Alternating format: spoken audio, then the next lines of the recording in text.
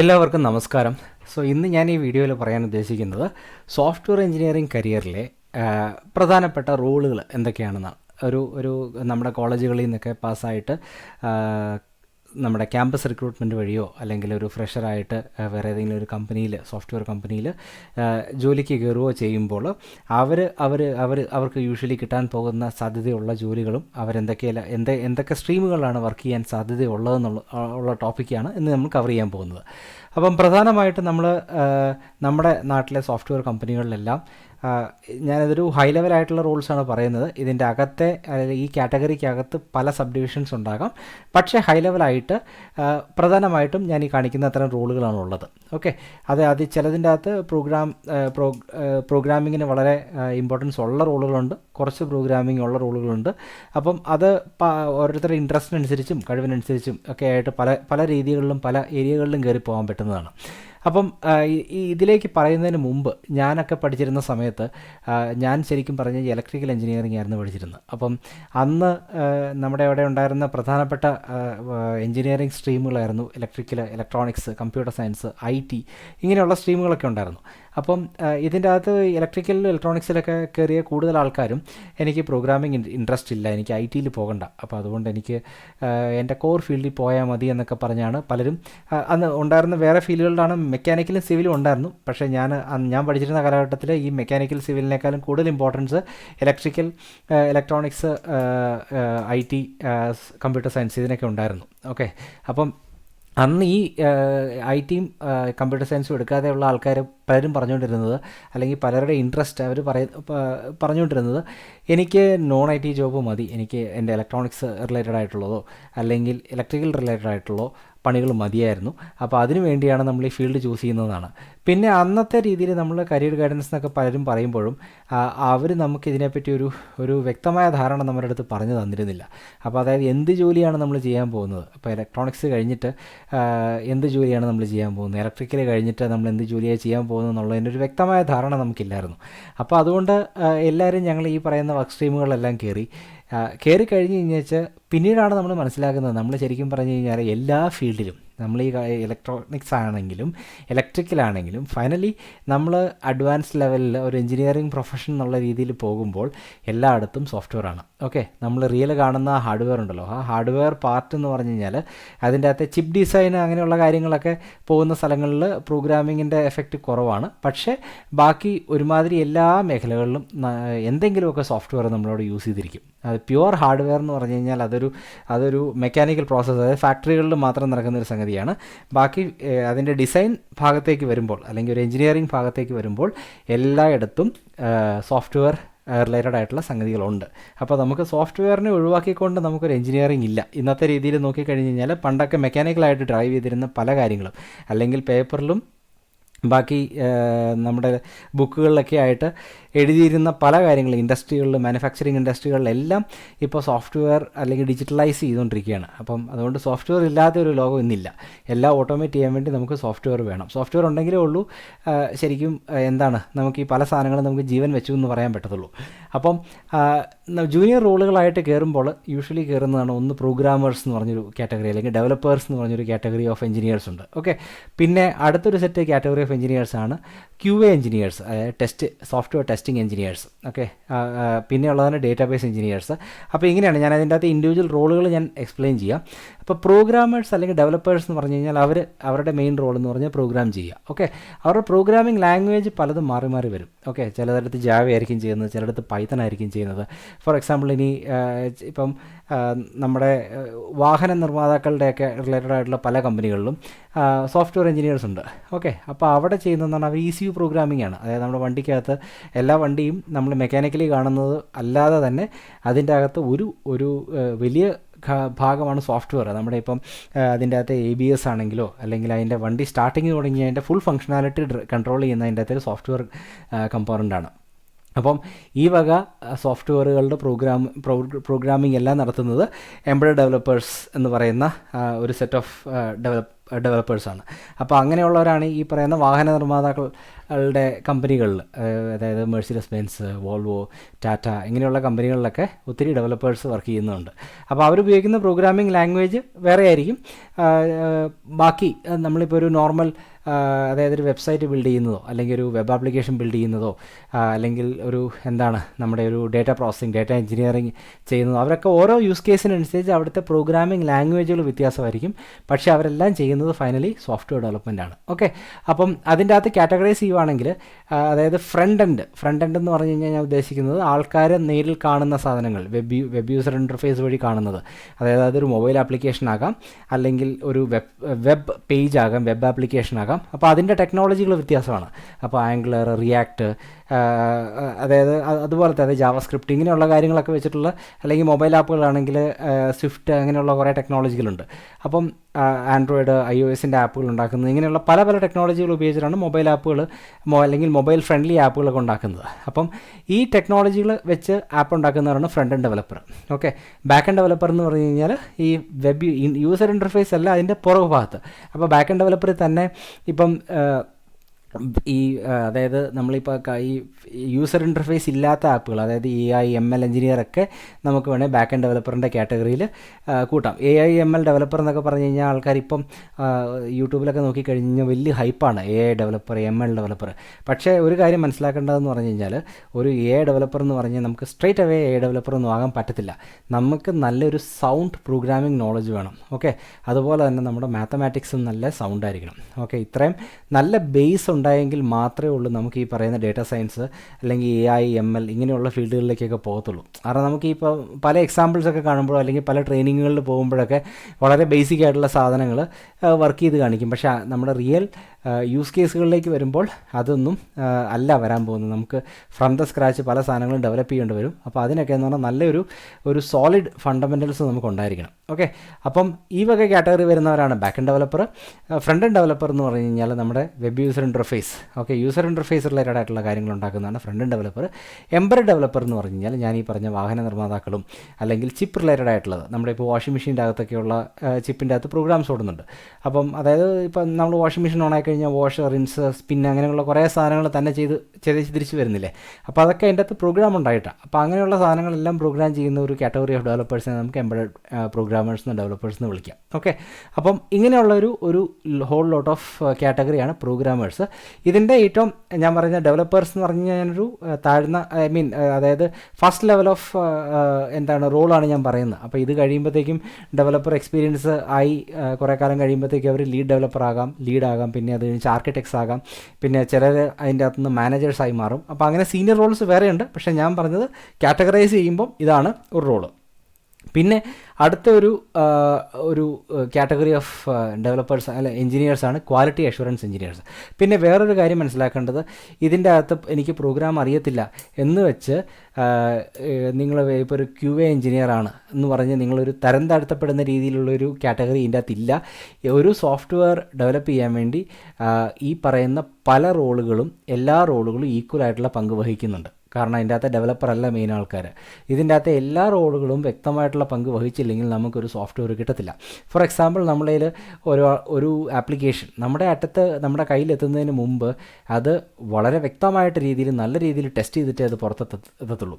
കാരണം അല്ലെങ്കിൽ ഒരു ഡെവലപ്പർ കണ്ടുപിടിക്കുന്നതിൻ്റെ അകത്ത് കണ്ടുപിടിക്കാൻ പറ്റാത്ത ഒത്തിരിയധികം തെറ്റുകൾ അതിൻ്റെ അകത്തുണ്ടാകാം. ഇപ്പോൾ ഫോർ എക്സാമ്പിൾ, നമ്മളിപ്പം റോഡിൽ ഇറങ്ങുന്ന വണ്ടി നമ്മുടെ കയ്യിൽ കിട്ടുന്നതിന് മുമ്പ് വർഷങ്ങളോളം ചിലത് റോഡിലിട്ട് ഓടിച്ച് ടെസ്റ്റ് ചെയ്തിട്ടാണ് നമുക്കത് കിട്ടുന്നത്. പിന്നെ മരുന്നുകളൊക്കെ എന്ന് പറഞ്ഞാൽ വളരെയധികം വർഷങ്ങളോളം അത് ടെസ്റ്റ് ചെയ്തിട്ട്, അതായത് ആദ്യം മനുഷ്യന് പരീക്ഷിക്കുന്നതിന് മുമ്പ് അവർ മൃഗങ്ങളിൽ പരീക്ഷിക്കും, അങ്ങനെയുള്ള രീതിയിലെല്ലാം ടെസ്റ്റ് ചെയ്തിട്ടാണ് വരുന്നത്. അപ്പോൾ ടെസ്റ്റ് എഞ്ചിനീയർ എന്ന് പറഞ്ഞാൽ വളരെ ഇമ്പോർട്ടൻ്റ് ആയിട്ടുള്ളൊരു കാറ്റഗറി ഓഫ് എഞ്ചിനീയേഴ്സാണ്.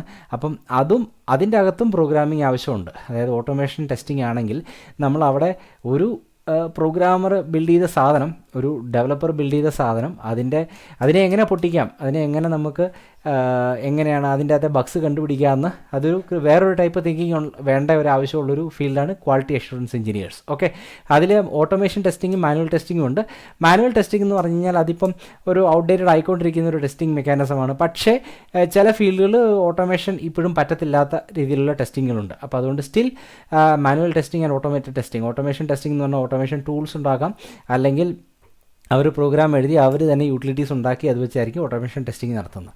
മാനുവൽ ടെസ്റ്റിംഗ് എന്ന് പറഞ്ഞു കഴിഞ്ഞാൽ ആസ് എൻ എൻഡ് യൂസർ അതെങ്ങനെയാണ് ആപ്ലിക്കേഷൻ യൂസ് ചെയ്യുന്നത്, അല്ലെങ്കിൽ അവർ തന്നെ ടെസ്റ്റ് കേസുകൾ ബിൽഡ് ചെയ്തിട്ട് അവർ തന്നെ മാനുവലി എന്ന് പറഞ്ഞാൽ ഇപ്പോൾ ഒരു സാധനം യൂസ് ചെയ്ത് ടെസ്റ്റ് ചെയ്യാമെന്ന് പറയല്ലേ, അപ്പോൾ അതുപോലെ ആയിരിക്കും മാനുവൽ ടെസ്റ്റിംഗ് നടത്തുക. പിന്നെ അടുത്തതാണ് ഡേറ്റാബേസ് എഞ്ചിനീയേഴ്സ്. ഡേറ്റാബേസ് എഞ്ചിനീയേഴ്സ് എന്ന് പറഞ്ഞാൽ നമ്മുടെ ഇപ്പം എന്താണ് MySQL, SQL സെർവർ, ഒറാക്കിൾ ഇങ്ങനത്തെയുള്ള ഡേറ്റാബേസുകളുണ്ടല്ലോ. അപ്പോൾ ഈ ഡേറ്റാബേസുകൾക്ക് അത് ഒത്തിരി ആപ്ലിക്കേഷൻസ് ഓടുന്നുണ്ട്.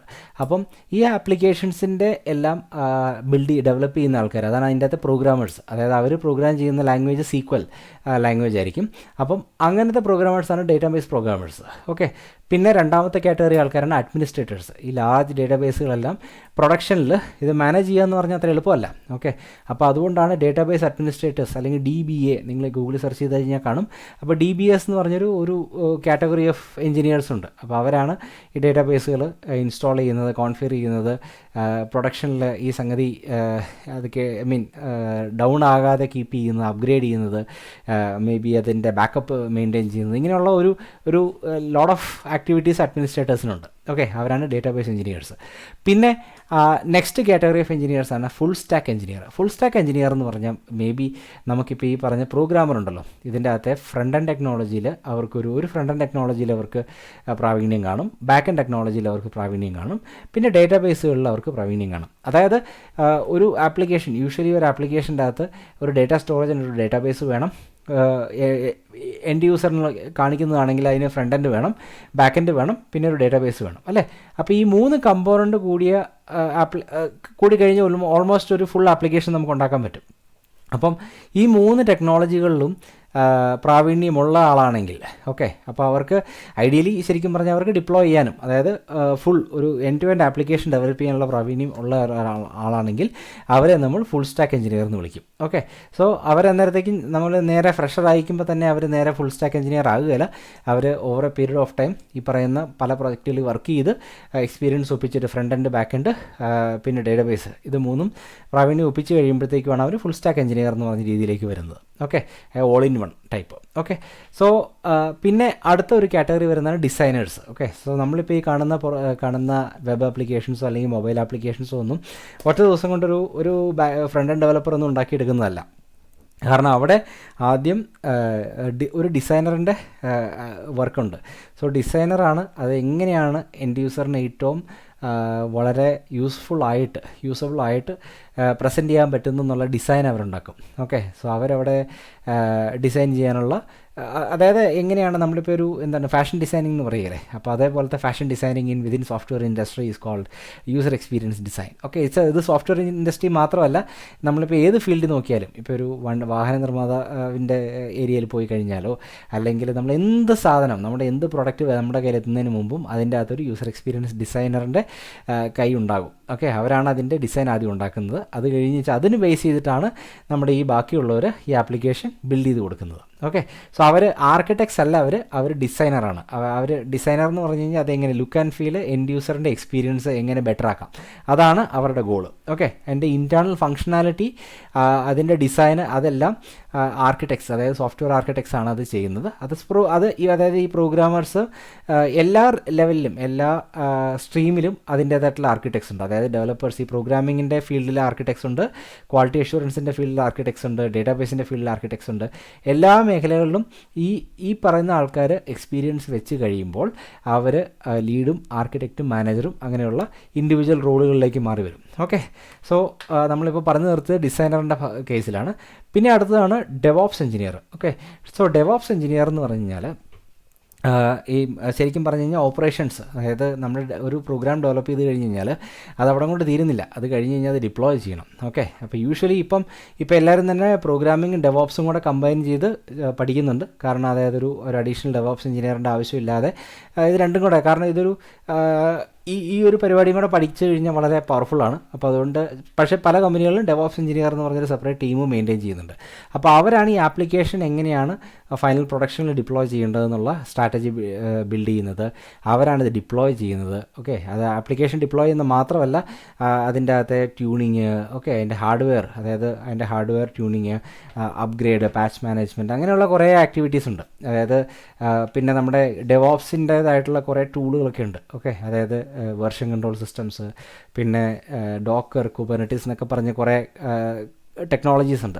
അപ്പം അങ്ങനെയുള്ള ടെക്നോളജീസിലെല്ലാം വർക്ക് ചെയ്യുന്നവരും, അതേപോലെ ഡെവോപ്സ്, അതായത് നമ്മുടെ ഡെവലപ്മെൻറ്റ് ഓപ്പറേഷൻസ്, ഈ ഡെവലപ്മെൻറ്റും ഓപ്പറേഷൻസും കൂടെ കമ്പൈൻ ചെയ്ത്, അതായത് ഈ പ്രോഗ്രാമറിൽ നിന്ന് ഒരു ആപ്ലിക്കേഷൻ എങ്ങനെ പ്രൊഡക്ഷനിൽ വളരെ സ്മൂത്തായിട്ട് എത്തിക്കാം എന്ന് സപ്പോർട്ട് ചെയ്യുന്ന ടീമാണ് ഡെവോപ്സ് എഞ്ചിനീയേഴ്സ്.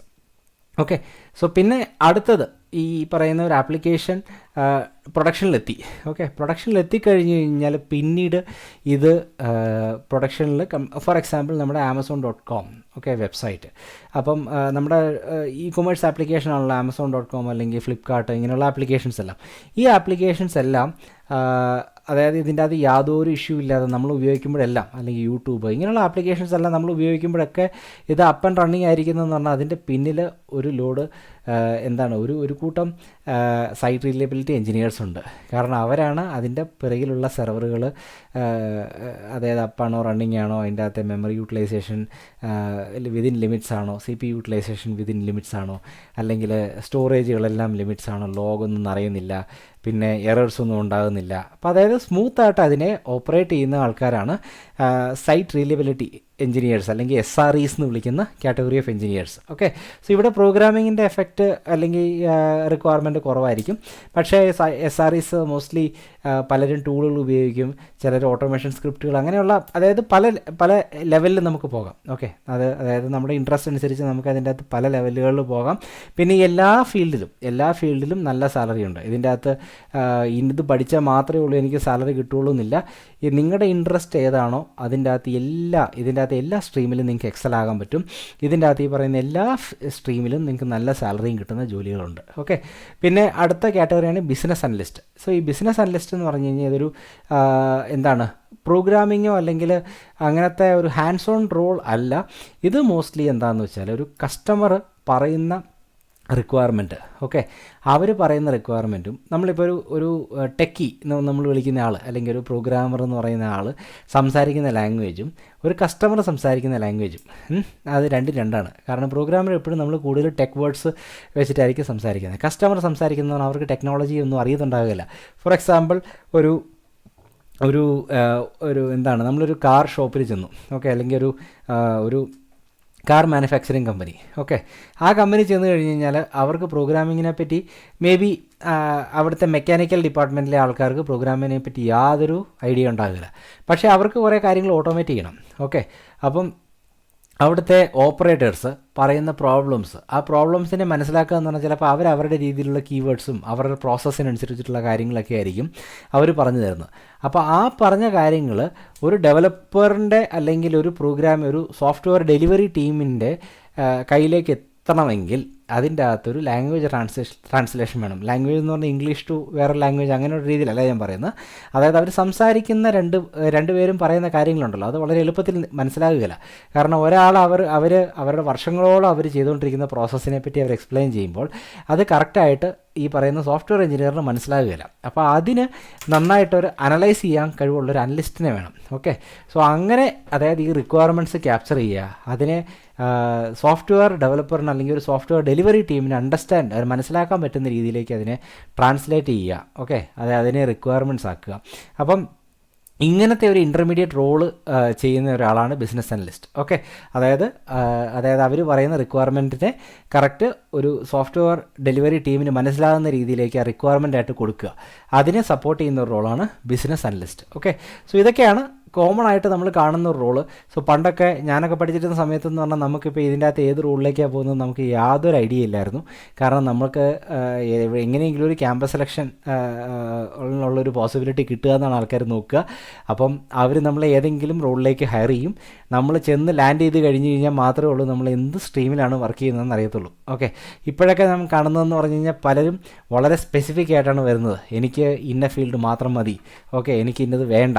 അപ്പോൾ അങ്ങനെ ചോദിച്ചിട്ടൊക്കെയാണ് പലരും വരുന്നത്. പക്ഷേ ഞാനൊന്നും പഠിച്ച സമയത്ത് നമുക്ക് ഇന്ന ഫീൽഡിലേക്ക് പോകണമെന്നുള്ളൊരു ഐഡിയയോ അല്ലെങ്കിൽ അങ്ങനെ ഒരു ചോയ്സ് പറയാൻ വേണ്ടി നമ്മുടെ കയ്യിലൊന്നും ഇല്ലായിരുന്നു. കാരണം അന്നൊരു ജോലിയായിരുന്നു എല്ലാവരുടെയും ഇമ്പോർട്ടൻ്റ് ആയിട്ട് നമ്മൾ കണക്കാക്കിയിരുന്നത്. ഓക്കെ, പക്ഷേ ഇപ്പം പിന്നെ വേറൊരു കാര്യം, ഇപ്പം നമ്മുടെ നാട്ടിലെ ഹൈപ്പ് കണ്ടിട്ടൊന്നും ആൾക്കാർ ആരുടെയും പുറകെ പോകരുത്. കാരണം ഇതിൻ്റെ അകത്ത് എല്ലാ ഫീൽഡിലും നല്ല സാലറിയുള്ള ജോലികളുണ്ട്. സോ ഇത് നമ്മൾ എന്തിൻ്റെ അകത്ത് എത്തിക്കഴിഞ്ഞ് കഴിഞ്ഞാലും നമ്മൾ അതിൻ്റെ അകത്ത് നന്നായിട്ട് അതിൻ്റെ അകത്ത് എക്സ്പേർട്സ് ആകുക എന്ന് മാത്രം കൂട്ടിവെച്ചാൽ മതി, അതിൻ്റെ അകത്ത് ബെസ്റ്റ് ആകുക അതാണ്. പിന്നെ നമ്മൾ ഒരിക്കലും ഒരു ഫീൽഡ് ലാൻഡ് ചെയ്തെന്ന് വെച്ചാൽ നമ്മുടെ എൻഡ് ഓഫ് ദ ലൈഫ് അല്ലെങ്കിൽ നമ്മൾ എൻഡ് ഓഫ് ലൈഫ് വരെ നമ്മൾ ആ ഒരു ഫീൽഡിൽ തന്നെ പോകണമെന്നില്ല. കാരണം നമുക്ക് ഇൻട്രസ്റ്റ് ഉണ്ടെങ്കിൽ ഇപ്പോൾ നമ്മൾ ഇതിൻ്റെ അകത്താണ് ലാൻഡ് ചെയ്യുന്നതെങ്കിൽ പോലും നമുക്ക് ഇതിൻ്റെ അകത്ത് നിന്നൊക്കെ അങ്ങോട്ടും ഇങ്ങോട്ടും മാറാനുള്ള വഴികളുണ്ട്. ഓക്കെ, അതെല്ലാം ഇപ്പോൾ നമ്മൾ വേറൊരാളല്ല നമ്മുടെ ഭാവി വിധിക്കുന്നത്. നമുക്ക് ഇൻട്രസ്റ്റ് ഉണ്ടെങ്കിൽ, കാരണം നമ്മളിപ്പോൾ വർക്ക് ചെയ്യുന്ന കമ്പനി തന്നെ ഈ പല ബാക്കിയുള്ള പല സ്ട്രീമുകളിലും എഞ്ചിനീയേഴ്സ് വർക്ക് ചെയ്യുന്നുണ്ട്. അപ്പോൾ അവർ ചെയ്യുന്ന കാര്യങ്ങൾ നോക്കി പഠിക്കുക, അത് കഴിഞ്ഞ് ബാക്കിയുള്ള സ്വന്തമായിട്ട് കുറച്ച് എഫേർട്ടൊക്കെ ഇട്ട് കഴിഞ്ഞ് കഴിഞ്ഞാൽ നമുക്ക് വേറൊരു സ്ട്രീമിലേക്ക് നമുക്ക് വളരെ ഈസി ആയിട്ട് മാറാം. അത് ഏത് എക്സ്പീരിയൻസ് ലെവലിലും നമുക്കത് മാറാൻ പറ്റും. ഓക്കെ, പിന്നെ ഞാൻ പറഞ്ഞതുപോലെ തന്നെ ഈ റോളുകളെല്ലാം അതായത് ഇപ്പോൾ ഒരു ഡെവലപ്പർ അതായത് ജൂനിയർ എഞ്ചിനീയർ എന്ന് പറഞ്ഞൊരു റോളിൽ നിന്ന് എക്സ്പീരിയൻസ് ആയി കഴിയുമ്പോഴത്തേക്കും എല്ലാ സ്ട്രീമുകളിലും അതിൻ്റേതായിട്ടുള്ള ലീഡുകളുണ്ട്. പിന്നെ അതിൻ്റേതായിട്ട് ടെക്നിക്കൽ രീതിയിൽ തന്നെ ലീഡ് കഴിഞ്ഞ ശേഷം ടെക്നിക്കൽ റോളിൽ തന്നെ കണ്ടിന്യൂ ചെയ്യുകയാണെങ്കിൽ ആർക്കിടെക്റ്റിലേക്ക് പോകും, അല്ലെങ്കിൽ പ്രോജക്റ്റ് മാനേജർ. ഇപ്പോൾ പ്രോജക്റ്റ് മാനേജ്മെൻറ്റാണ് ഇൻട്രസ്റ്റ് ഉണ്ടെങ്കിൽ അത് കഴിയുമ്പോഴത്തേക്കും പ്രോജക്റ്റ് മാനേജറിലേക്ക് പോകും. ഓക്കെ, പക്ഷേ ഇപ്പോഴും ഞാൻ റെക്കമെൻഡ് ചെയ്യുന്നത് ഒരു ലീഡ് കഴിഞ്ഞ വെച്ചൊരു ആർക്കിടെക്റ്റ് മാനേജ്മെൻറ്റ് സ്കില്ല് പഠിക്കണം, പക്ഷേ ഒരു ആർക്കിടെക്ട് ടൈപ്പ് ഓഫ് റോളിലേക്ക് പോകുന്നതായിരിക്കും എപ്പോഴും. കാരണം എപ്പോഴും നമ്മൾ ആ ഫീൽഡിൽ ഹാൻഡ്സ് ഓൺ ആയിരിക്കും, ടെക്നിക്കലായിരിക്കും. അപ്പോൾ അതുകൊണ്ടൊരു ടെക്നിക്കൽ ഫോക്കസ്ഡ് ആയിട്ടുള്ള മാനേജറായിട്ട് പോകുമായിരിക്കും നല്ലത്. കാരണം വെറും ഒരു പ്രൊജക്ട് മാനേജറായിട്ട് പോകുന്നതിനേക്കാളും ഭേദം. കാരണം അതിൻ്റെ റീസൺ എന്താണെന്ന് വെച്ച് കഴിഞ്ഞാൽ ഇപ്പം നമുക്ക് പ്രൊജക്ട് മാനേജ്മെൻറ്റ് നമുക്കിപ്പം സിംപ്ലിഫൈ ചെയ്യാൻ വേണ്ടി ഒത്തിരി മെക്കാനിസംസ് ഉണ്ട്. ഓക്കെ, അപ്പോൾ അതുകൊണ്ട് തന്നെ പണ്ടത്തെ രീതിയിൽ ഉള്ള ഒരു എഫേർട്ട് ഇൻറ്റൻസീവ് മാനേജറുടെ ആവശ്യം പല പ്രോജക്റ്റുകളിലും നമുക്ക് ആവശ്യമില്ല. അതുകൊണ്ട് തന്നെ പക്ഷേ ടെക്നോളജി മനസ്സിലാക്കുന്ന ഒരു മാനേജറെ നമുക്ക് ആവശ്യമുണ്ട് പലയിടത്തും.